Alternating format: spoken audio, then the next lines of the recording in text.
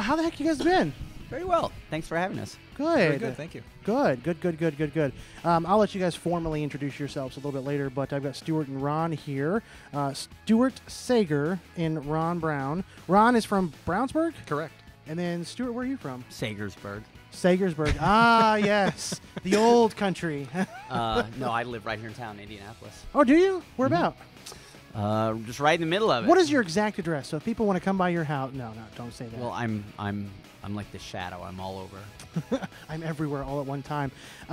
You guys did the drink and draw here at Midwest Toy Fest last night. Yes, we did.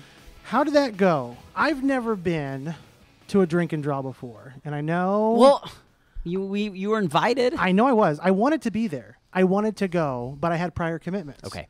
So I had to go home. I have a family, so I had to go home. And the original intent was my co-host, Tony, he and his wife were supposed to come over last night for a bonfire.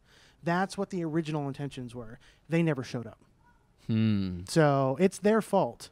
That's what he says, at least. Did you see that Tony came to the drink and draw? Wait a minute. That's not right. The secret's out. Freaking Tony. It's always the Tonys of It's the world. always. It's always the Tonys. No, I wanted to come. I saw lots of pictures. I saw Casey from Midwest. She was there. Quite She intoxicated. kept the thing rolling for sure. Yeah. Yep. Well, so what it was the con wrapped up. It's only a 2-day show, but it started.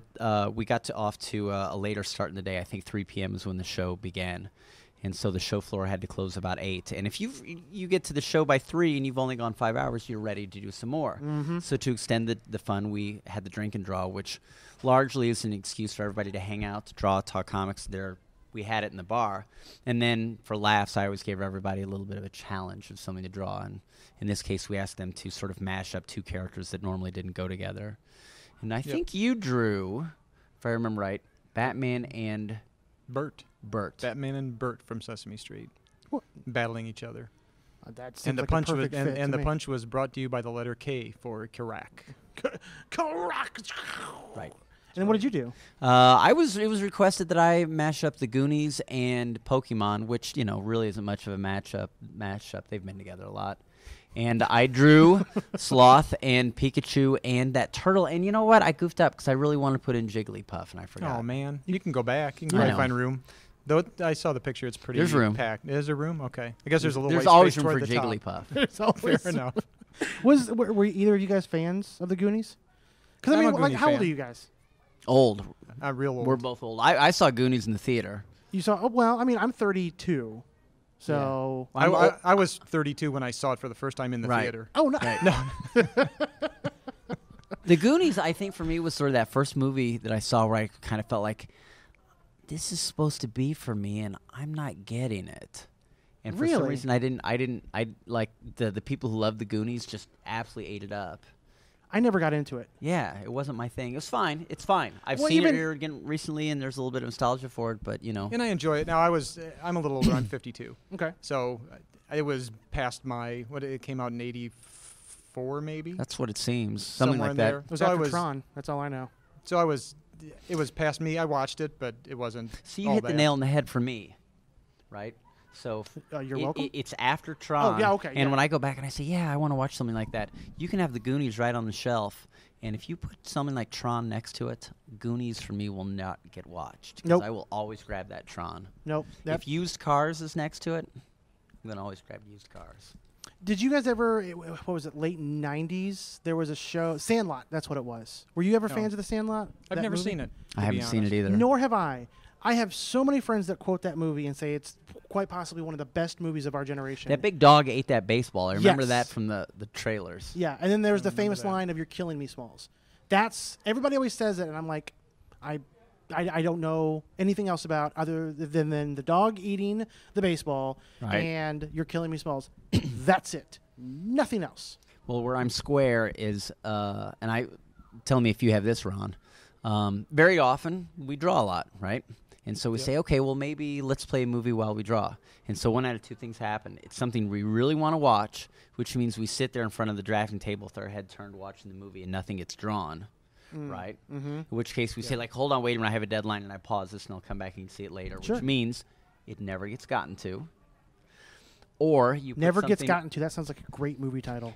Or Never Gets you Gotten put To. something on and you say, this is just right, I can listen to it, and then you can draw while you're working. But the problem there is the movie doesn't get really the attention it deserves. So a lot of things that I want to see are the ones that never get gotten to. Yep, I do that with DVD TV shows. Exactly. I'll watch them, and the show will end, and I will not have, none of it will have gone into me at all.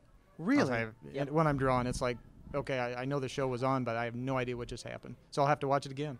Does it influence you at all, even subconsciously, as you're drawing, as you're doing what you're doing? You'd think it would. It would have to. It might depend on what it was, but I would say for the most part it doesn't. No. Because you get in the zone and... Yeah. That makes sense. I'm not an artist, so that's always fascinated me that, like, I still can't just sit down and focus on one thing. I have to have something else going on, whether it be music or movies or television or my kids running around and screaming or whatever else. But I've always been afraid that it's going to impact, even if it's on the smallest level, what's going on with what I'm doing. If I'm writing something or I think it whatever would else. have to. So when writing, I can't, there can't be any noise. I can't... Really? If I'm writing something, it has to be quiet. Anything will throw me off. I've Now, had a lot of drawing- people say that. Drawing, it depends on what... If I'm coloring on the computer, anything is fine. If I'm laying out, it has to be pretty quiet, too. Me too. Exactly. Just Huh. like that. The inking is pretty...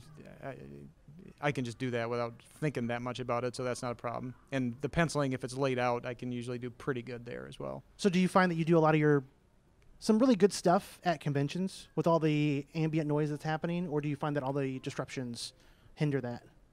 I'm not sure about Stuart, but I'm in a different... A lot of people, I know a lot of artists that draw. I do very, very little.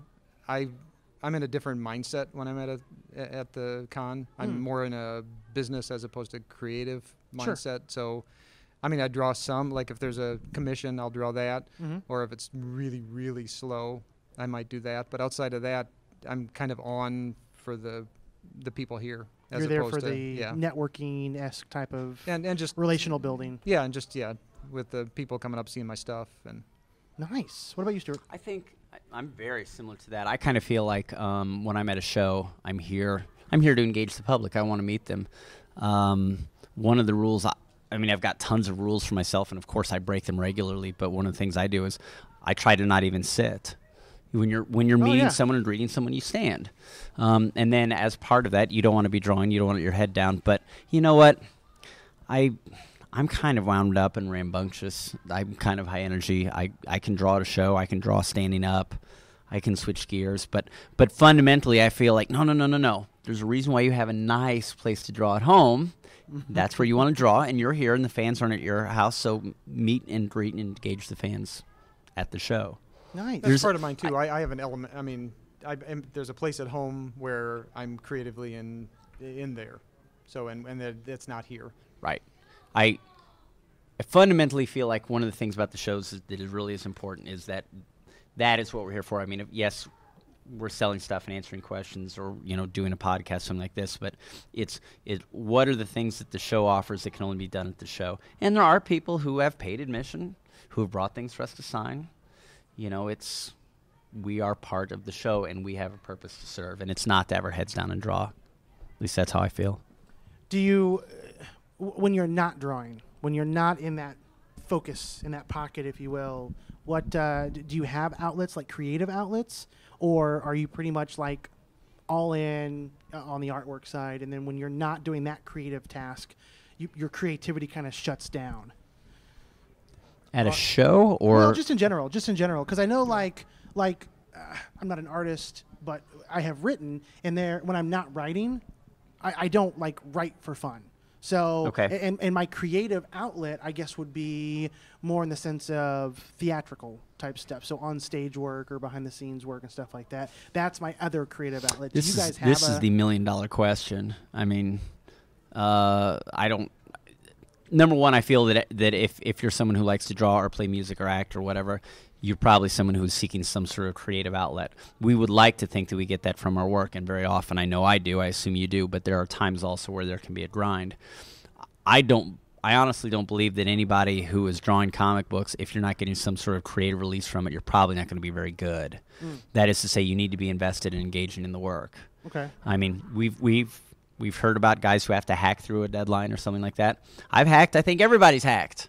You know, there are times where you have to push through. But, boy, if it's not engaging, the work will suffer and the fan will see it. It won't be any good. But as far as things outside of that, I'll tell you what, I have a theory. And you can tell me if I'm right or wrong about this. Now or after you explain it? Well, yeah, everybody. I want everybody to have opinions, so think about this. So, a couple years ago, a friend of mine, Jason Youngbluth, hosted a panel discussion on the state of underground comics in comic collecting today. And one of the questions that came up was, you know, how do we define what's underground? You know, the question of being raised, I remember I was talking to my old roommate, and I said, you know, I think Batman at the time had a circulation of about 60,000 copies. I remember the Indianapolis Star, because this was close to Christmas, had a circulation of about 3 times that. Batman, as a monthly title, starts to sound like really something underground that only a select small group of people read. And I thought, how does that affect everything under it? And the conversation started leading to the thing of, like, the creative release. So, like, one of the things I do, my favorite thing to draw, period. No lie. I love drawing cartoons of my friends trying to pick up girls.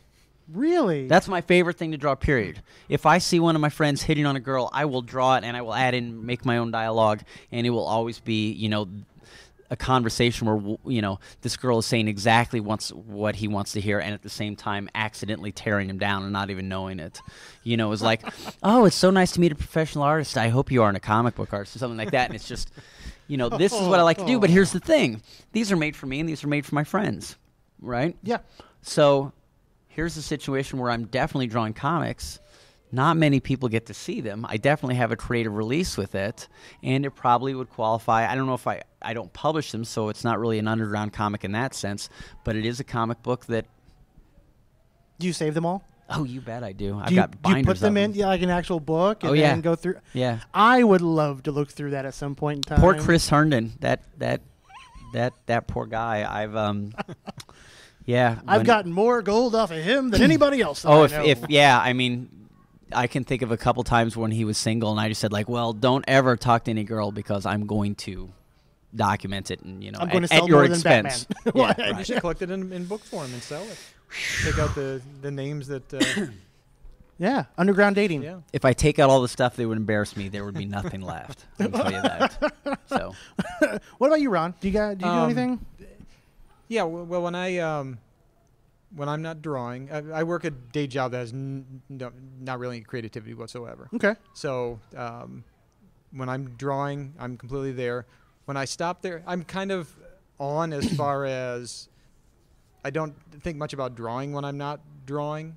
But I do, since it's an ongoing story that I'm writing, I am constantly thinking plot points or things to add to the story. So that's always running. Sure. So that doesn't shut off. But outside of that, you know, movies, TV, that kind of stuff on the side. Just kind of anything to... Just kind of anything. And sometimes that, I mean, my mind's always running during that too. Maybe not as far as... And sometimes I will visualize. I guess... When I say plot points, that includes like I'll imagine a scene and I'll quick write it down or something. So that does happen. But overall, when I write or when I draw, I'm just drawing, and then outside of that is mainly just story-driven thoughts. Is there anything that you're watching right now? Television or movie, doesn't matter. We're actually, my wife and I are watching Daredevil right now. Yes. I think we just went. I think we're on episode. I think we just finished 10. Oh. So we got 3 more left. My friend. Have you watched it? I have not yet. Do you have Netflix? I do. Okay, I think you need to just leave right now. Well, but I made the caveat: all the things I want to watch don't get watched, because that's the problem. Yeah. But I will tell you what I'm hacking through right now, really enjoying, is I'm watching Secret Agent, and it is great. Secret the old, Agent. Patrick McGowan. You're the only person who knows what that is. I love this show. It's fantastic. Yeah, I like it so well. Is it on Netflix? Or I don't think so. It may be on Amazon or and something. Then wasn't that the prequel to The Prisoner? In a sense, yes. Yeah. Ish. Yeah. What's drawn you to it? McGowan. He's got such good characterization. You know, I like suspense. I don't really care for action. he's a colorful actor, and it's one of these things is you just kind of have to like Magooin. I mean, for those people who are listening, I can see your heads nodding, and everybody else is like, "What's Magooin?" I don't get it. But it's an English TV show that I think got started around 1960. It's pre-James Bond, at least James Bond TV shows, but it is likely very similar to James Bond with some major differences. He doesn't have gadgets. He doesn't kill people. He lives by a different moral code. He doesn't sleep with all these girls. It's almost always him outwitting people. And so you watch these TV shows, and they're kind of like a puzzle. Huh. And the politics in them are a little bit different. It's Cold War. But Magooin is sometimes having to follow his own moral code, which is really beyond that of the Cold War and how that might fit within the whatever it is he's having to solve. Is that a good assessment of that show? It's been so long since I've seen it. He doesn't. Sounds good to me. Yeah. But I love it. Anyway, it's funny. There's so much good stuff out there to watch. I can't even watch all the stuff I want. And in fact, what I do anymore is I don't even do any research anymore. My friends at this point know my really good friends kind of have a good sense of what I like and what I don't. And I'm a comic book guy, and I'm an art guy, and I know those better. I've got movie friends and TV friends, and what they usually do is say, "Have you finished Secret Agent?" And when I say yes, they're just going to hand me the thing they know I'll like next. Here's what you need next.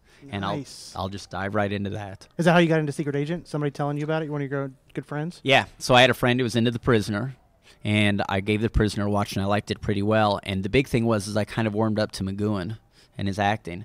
And he said, "You may like Secret Agent," and love it.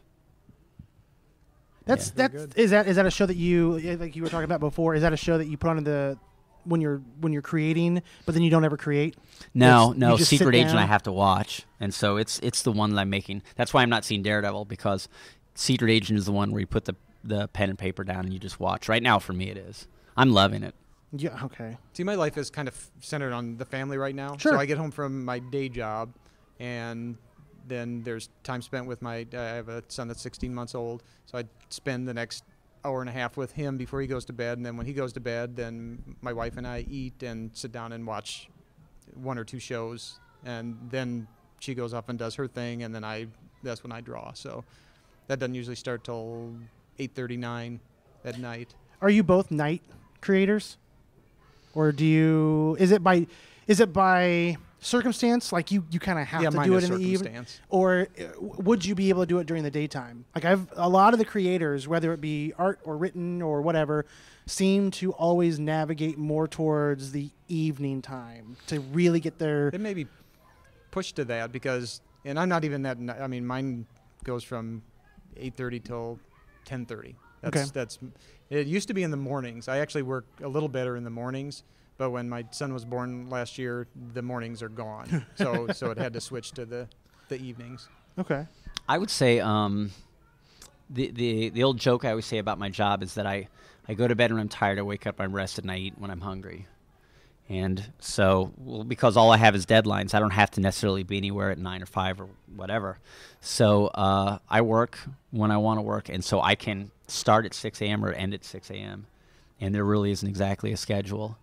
It's one of the things that I think kind of allows me to be fresh. And I will tell you, the best lesson I learned is work ahead on your deadlines, because there can be times where I sit down and I'm working and I'm lathered up and I say, this is going to be a great day, and the phone will ring and someone will say, hey, do you want to X, Y, or Z? And I'll just say, yep, drop everything and I'm gone. Yeah. But that's only if I work ahead. I'm the same exact way. And podcasting is a different medium, of course, but if I don't have like 3 or 4 preset ready to roll, I get the same way. My wife is like, hey, let's go do this or go do that, and then all of a sudden I lose 2 days and I'm trying to play catch up and edit and figure out where I'm going to get everything. I'm glad I'm not the only one that falls into that, and that you get to struggle with that as well. Well, my thing is too, and I haven't talked to enough comic book creators about this, but I honestly believe I work 7 days a week, and I always tell myself, I'm lucky if I can draw 3 or 4 of those days. And I mean that because our taxes are hard. Yeah. Planning for a show, packing from a show, just keeping things stocked. You can spend time doing things like scanning, writing emails, There's so much we do that has nothing to do with drawing, that is just part of the job. It's just the business side of things. Yeah. Yeah. The logistical and then since you do this full time, yours is different too. Because mine, if I get a commission, because I'm working for Elements Financial in Indianapolis, I created some characters for them, and when they have a project come due, I really can't, since I only have a limited time that I have available to work. The last project I did for them took me probably 2 months of my time, of the time I have. So that time I couldn't work on my book. So I only have a limited time, and so if something like that comes up. How do you, I know that you're married. Yep. Married, anything? Single, but single. Okay. Well, I have a girlfriend, and who is wonderful, by the way. Who's the as is my wife. Wonderful person. As he throws that in. He's not going to beat me. Well, no. Then this would apply to both of you. How do you? And maybe it's just you guys lucked out, and you've got a great person. My wife is wonderful, but are they creative like you? Mine's more creative than I am. You think so? Yes. Oh my goodness. Yeah, she can draw, she can paint, she can sing, she can, every once in a while she'll transpose a number, thank goodness, because I would say the only thing I might be able to do better than her is, multiplication out of my head and drawing Batman. and both of those you can take to the bank. I guarantee you. The Batman's treated me pretty well, but no, that's where I'm fortunate. I think one of the things you want is someone you can share it with, but at the same time, or at least appreciate it with. But at the same time, tell me if you agree with this. Writing and drawing, making comics, whatever. This is solitary work. It is, and that's what I was going to get to. Agree. Was you? It's unfortunately that's something that you can't. Hey, tag team, here we go. We're going to do this together. Right. Now some people work real well. Scott and Benita Story that do Johnny Saturn. Adam and Comfort can. Okay. So there are people that are husband and wife teams that just work wonderfully. How does your other half, I don't want to say deal with it, but how do they approach and apply when you guys have to basically do your creative work? Especially like mine's so limited, so it's fine. She goes off and reads. Okay. Because she really has a passion for reading, so she goes off and does that when I go do mine. So it's not.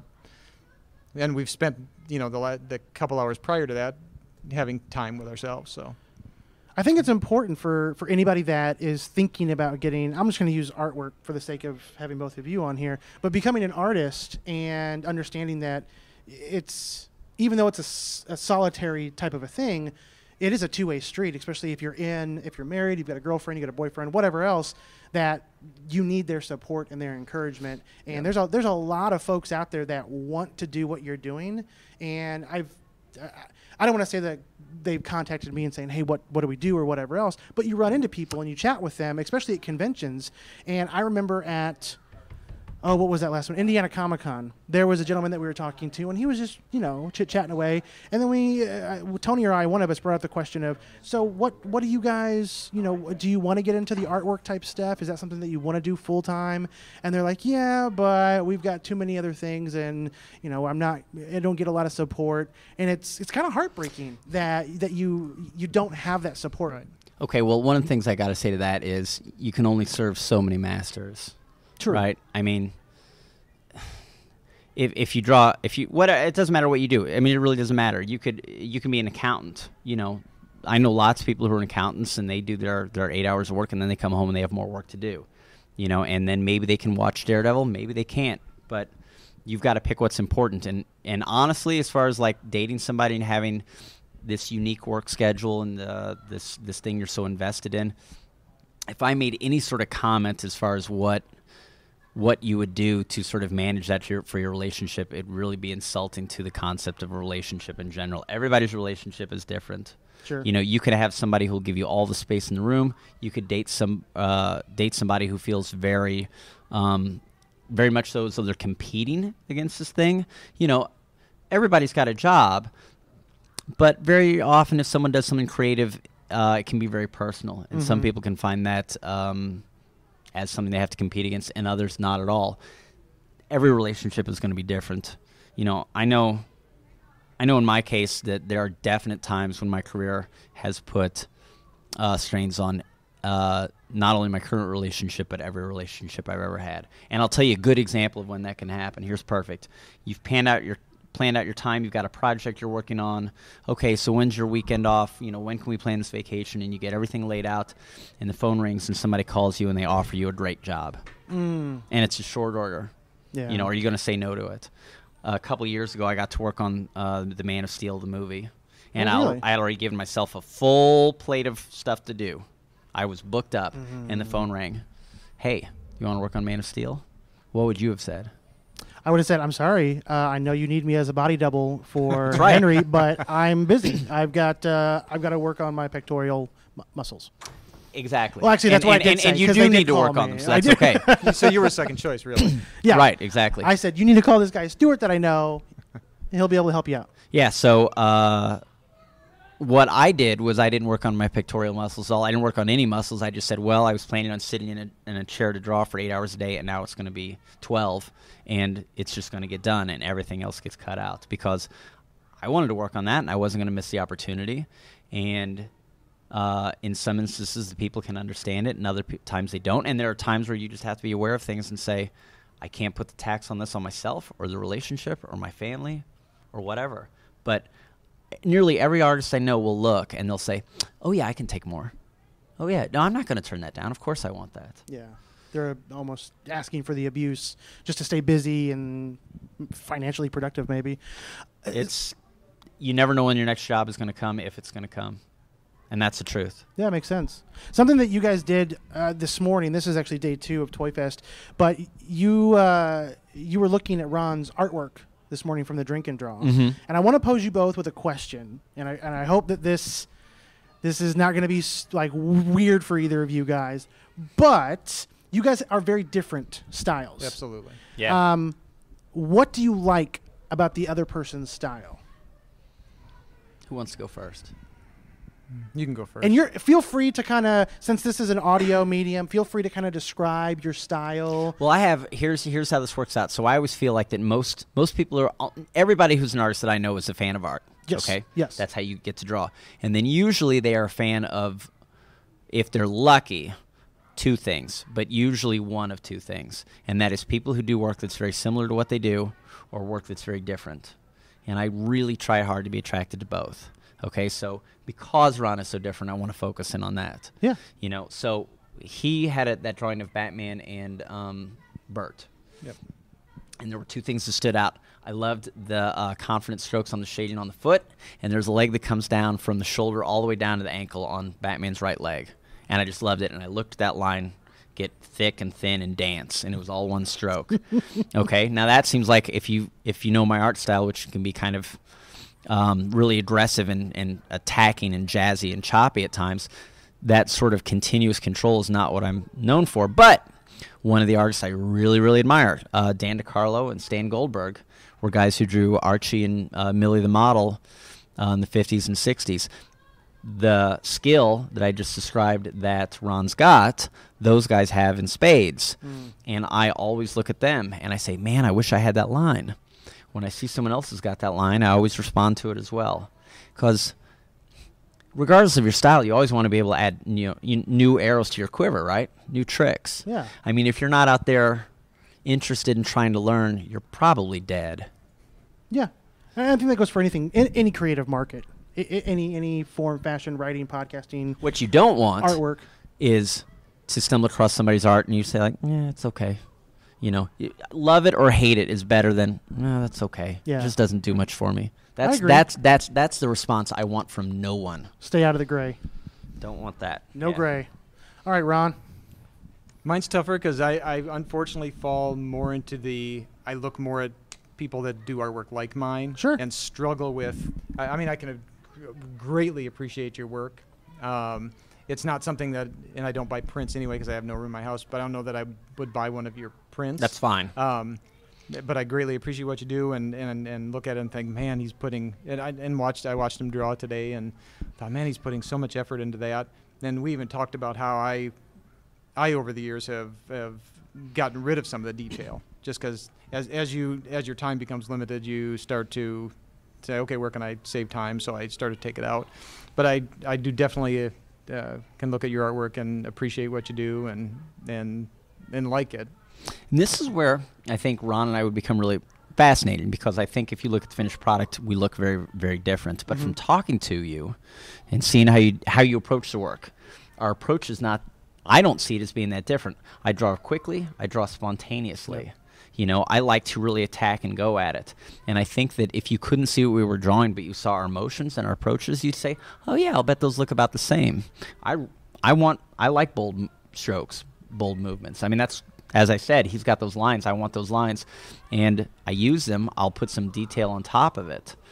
But I don't think they're that far different in the bone stage. It was funny because last night we were, when we did the drink and draw, to me, I have to draw fast. So when I found out, I thought we were going to, like, I'd never done one before. I thought it was going to be, you had to finish the drawing before you finish the drink? Well, because I've only done Dr. Sketchies, right, where they're timed drawing. So I'm thinking, I got to get this done as fast as I can. Okay. And then whatever's going to come next will come next. And then after about an hour and 15 minutes, I realized this is all we're doing. Right. And I was done. And yeah, so I think that, again, comes from the fact that I have a limited time, so I need to get stuff done in that amount of time. And that's what's interesting. So this is how I worked as well. So I said, you kept adding detail. Right. But, well, I also did color, and I did three figures. True. That's true. So at some point, I was like, okay, I got 2 hours, and I want to do a full color piece, and I was working on a larger scale, and I got 3 characters, and 2 of them are Pokemon, and I don't know what they look like. So, AT&T and my download speed affected how quickly I can get this done. But, yeah, I mean, I hear regularly people say to me, it's like, wow, you're really fast. And I know you are fast because I did see you work. I glanced over at your piece. Well, I saw you today work, and I didn't realize you were that fast. Because looking at your work, you would not think you work as fast as you work. No. Well, see, one of my favorite brushes to use is my index finger. Just right in the ink and let's go. Really? It just boggles my mind. I'm not an artist. So, like, hearing you guys talk back and forth about styles and abilities and talents and whatnot, it fascinates me because you know what each other is talking about, and to hear the accolades going back and forth. Yeah, but you know what? I can't do it all what he does, and I would suspect that you couldn't do a lot of things I do. And I don't think anybody, any fan or any other artist would want you to be like him. I like the fact that you're different and that you're not trying to say, I want to be like Ron. I want to do the same thing that he does. I want that from the shoulder down to the ankle type of a thing. I've got an Archie style. And I draw it from time to time.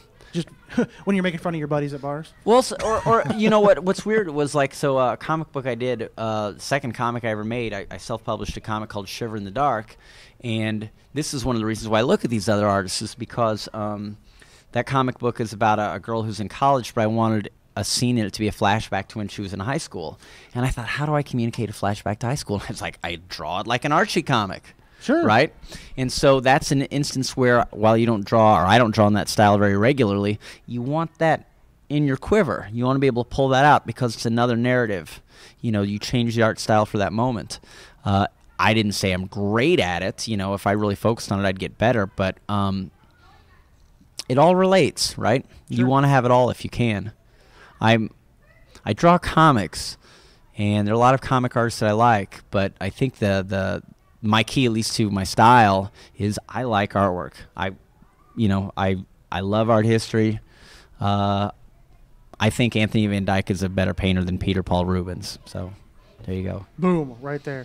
Well, thank you guys for taking some time. I really, really appreciate it. We've been kind of figuring out how we're going to do this all day today, and the stars aligned, and we were able to sit down and hopefully you guys enjoy just a little time away, sit down in the air conditioning, Definitely. away from the tables. Who wants to start? I want to give you guys some time to kind of plug your websites and social media outlets.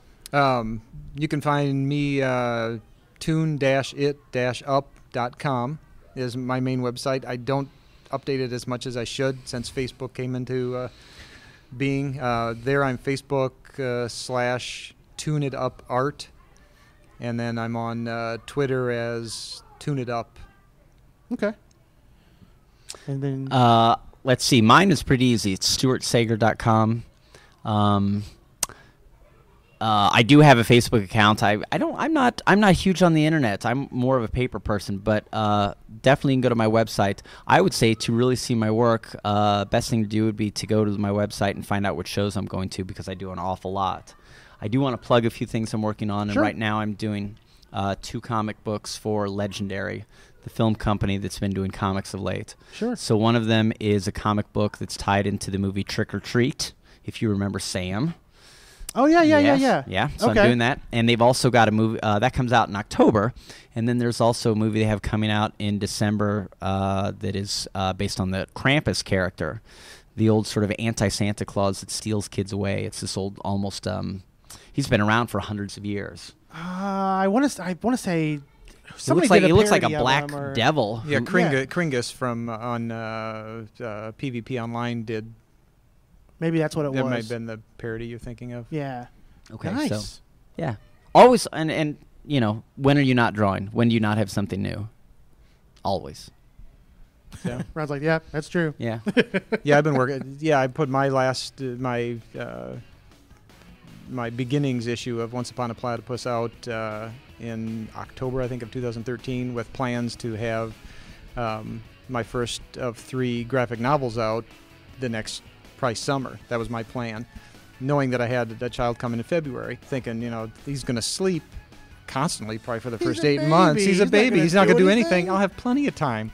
Well, it's still not out, and I am concentrating this year on doing that, so that hopefully January of 2016 is my goal, to have the first of 3 graphic novels for Once Upon a Platypus out. So that's Cool. Well, I'll make sure to put all of your contact information in the show notes for this episode. Thanks again, guys. Appreciate it. thank you. Yeah. Thanks so much. Done.